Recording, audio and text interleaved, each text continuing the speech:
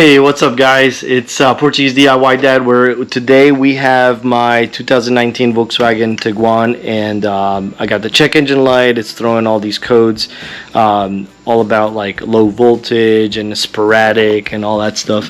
So I cleared the code just to see if maybe it was like one of those, funky things, but it wasn't. It came back the next day, so I figured it's probably time to change the battery. So it still had the original battery from when I bought it, so it's about 6 years old, and so now we are changing the battery. So let me show you what it looks like.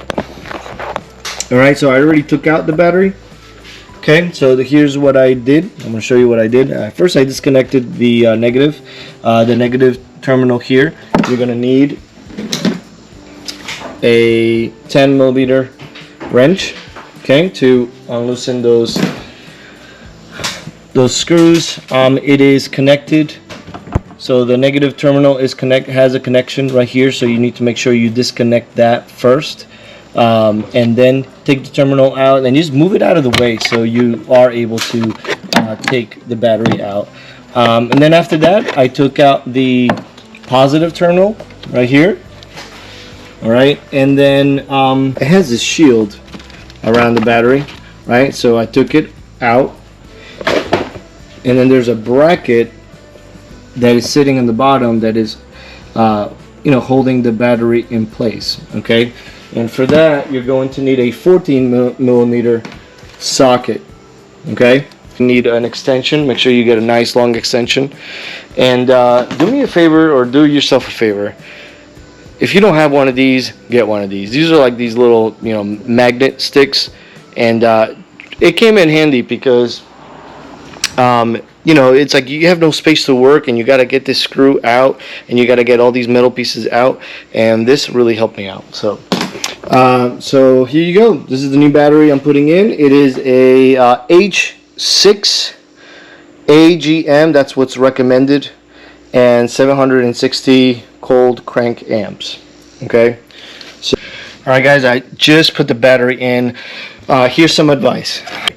It slides in, so it goes in this way. Okay, it has like a little lip on this side, so just make sure you slide the battery in going this way, and it goes inside that little lip. Alright, so that way now you have space to put the bracket and the bolt in. Let me show you why I told you that this little magnet thing is good. Look at that.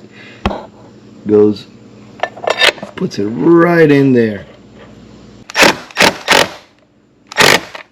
Casing first, then the terminals. Once you put the terminals in place and everything is connected, now we can reset it inside. Alright guys, I'm in the car, and it looks like this Christmas tree. All the lights. So that's what happens when you change the battery. This happens.